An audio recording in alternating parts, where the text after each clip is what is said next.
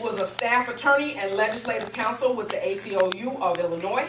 She began her career with ACLU as a legal fellow with the Reproductive Rights Project, where she was involved in the project's litigation and advocacy efforts, including the federal and state court challenges to the Illinois Parental Notice of Abortion Act and the Campaign for Reproductive Health and Access.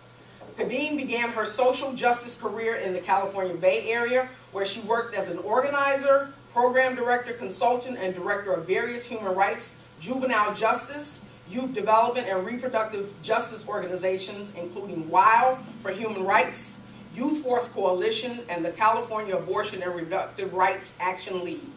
Khadine has served on the boards of the Third Wave Foundation, WILD for Human Rights, Excel, and is currently the co-chair of the Chicago Abortion Forum.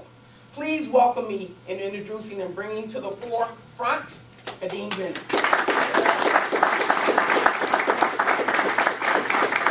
Hi everyone, how are y'all doing? Good. Awesome, I'm pretty good. Just one thing with my bio, I'm no longer the co-chair of the Chicago Abortion Fund, but it's a great organization. You should donate if you haven't done so in your life already. So I guess we all are here to talk about beyond marriage, and I'm just going to take a little bit of time to talk about some of the components of what got us to marriage that could be used in other issues that we're looking at today.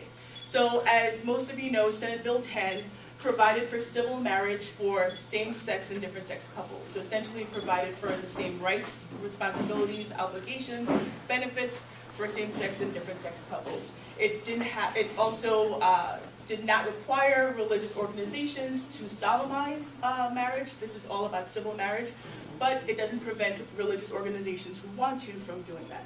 So it's hard to think about how to encapsulate the work on getting to marriage in less than 20 minutes, so I won't try to do that. So I just wanted to highlight maybe like 7 of the things that we did that I think would be really helpful as we think about our ongoing work. I just have to say that the ACLU of Illinois, we work on a broad range of issues from criminal justice, racial justice work, reproductive justice. We work with issues that affect institutionalized persons, LGBT folks, and privacy. So just wanted to put that out there. So one of the things that got us to marriage was the changed landscape. So as some of you may know, in 2010, with the sponsorship of Representative Harris, we got civil unions in Illinois. How many of you did any kind of work, knew about civil unions at all? Great. So between 2010 and when we first started the fight for marriage, we also had litigation happening. So the ACLU of Illinois and Lambda Legal filed a lawsuit because we believed that civil unions was great, but it also didn't provide everything. And there was always the plan to do more, to make sure that there wasn't a second-class citizenship in place. And so we decided to go the litigation angle and then the legislative angle. And thankfully, the legislative angle won, because litigation takes forever, as some of you may know. But the landscape didn't just change in Illinois, it changed in a lot of other states too. A bunch of states, they passed marriage laws, or they passed ballot initiatives that were supportive of marriage. And also polling changed too. It was really surprising to see that even with religious communities, support for marriage grew. Even in the Catholic Church, it grew. It grew from communities of color. It grew across age ranges. So there was momentum, there was drive, there was a push. And I think one of the important things is to kind of assess the landscape and figure out if this is the right time to push a legislative agenda that might be seen as controversial or difficult. But if you have a landscape that's ready for it, it's really important to take advantage of that. The other thing that we have were committed sponsors. So when you work on legislation that's kind of cutting edge or third rail, however you want to call it, it's really important to have sponsors that you trust, that you believe at the end of the day they have your best interest in mind. And we had that with State Senator Staines and Representative Harris. We felt that at the end of the day they were politically savvy. They understood what was happening in the General Assembly. They understood what was happening with people who were worried about races and primaries. And they also had conversations with their colleagues. So they were kind of the on-the-ground people who we knew that they would give us the information. And they also, we felt, trusted what we said. So in terms of not changing language that would be harmful to us in the long run. So not to get a small victory now, but then you lose out on some gain that you've already had. So that's a really important thing to have. The other thing we had was a broad range of advocates. So We had a broad coalition, and our advocates took different forms. So we had paid lobbyists. So these are folks who are contract lobbyists.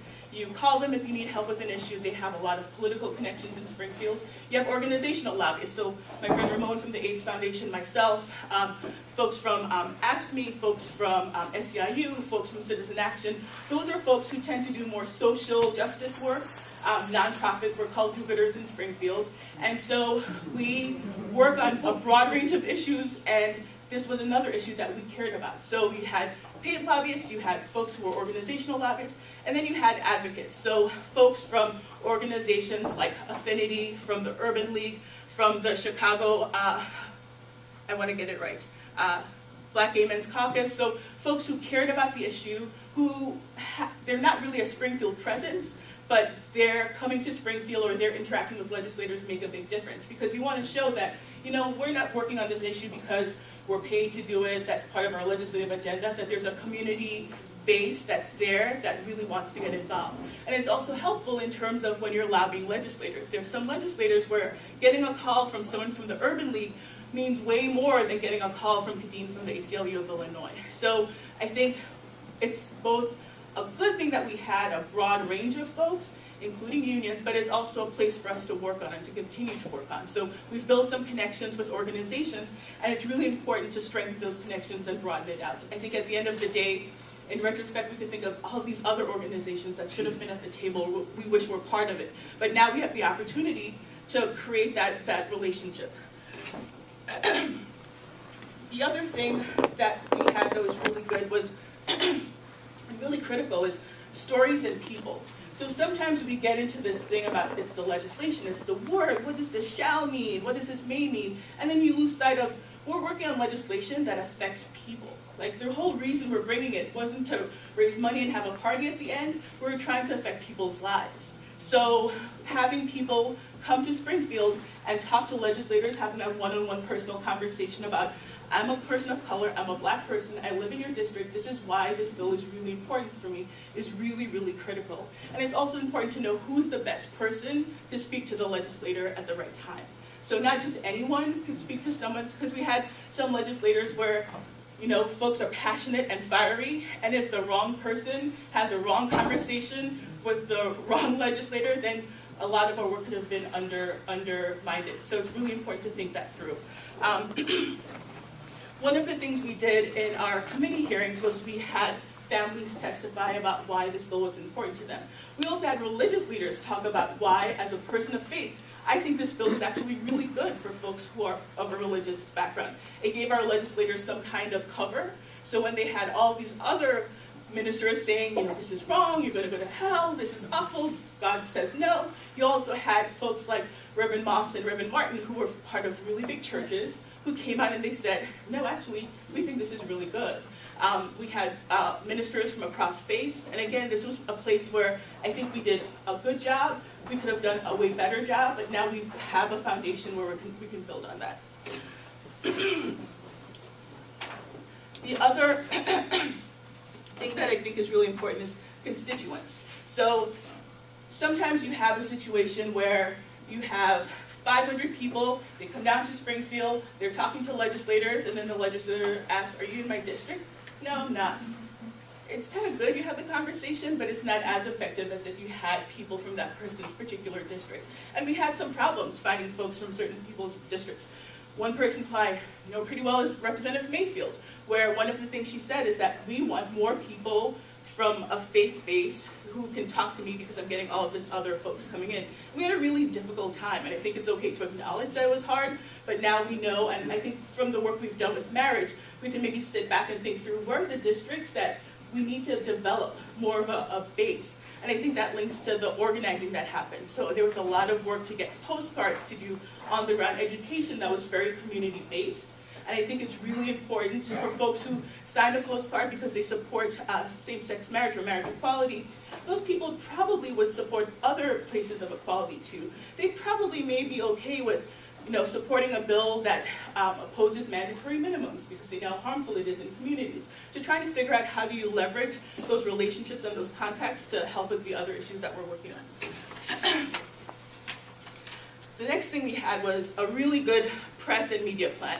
It seemed for a while I couldn't, everywhere I looked, I felt like I was seeing stuff around marriage, and maybe that's because I was too in it, but I think we spent a lot of time with big newspapers, with smaller newspapers, places in the central and southern parts of Illinois, different radio stations, reaching out to the African American radio stations and community. I think, again, it's a place where we did a good job, we could do way more, and I think it's a place where we want people, part of when we talk about changing landscape, your landscape changes, or the landscape changes because people keep hearing it. They keep hearing that conversation. So we want to really tap into different ways where you do that. You do that through community organizing. You can also do that through media and the press. And then finally, the other thing that's super helpful is money. Let's be real, that think about how many of us have worked on issues where we worked really hard, we built the most amazing coalition ever. You found people who connected with the legislators, and then at the end of the day, it didn't work. Or you had this really good idea to have the most amazing lobby day ever, and you didn't have the money to get the people down there. So we have to be real about the fact that money is something that's important. So there are some legislators who, they took a really difficult vote. Either it's perceived that it was difficult or it was difficult. And they're worried about re-election. We have folks who now have challengers. And one of the things they're worried about is, if I take this vote, these churches who are opposed to marriage, they're the ones who go out and get signatures for my petitions. They're the people who help pay for my campaign. What's going to happen then? So I think we really need to think through how in our own community we can build PACs to help support the work that we do, and also think about, as we're doing the organizing, keep thinking about the fundraising. And we know from Obama's first campaign, people giving $5, $10 at a time, it definitely grows and it makes a difference. And that money doesn't just go to politicians, it goes to help inform and help push off the work that we do. It's really hard to pay for an ad in a newspaper or an ad on a radio station, so being able to get the money is pretty critical too. I think that's it. Do folks have questions, comments? If I missed anything, folks feel free to add. Awesome. Thank you.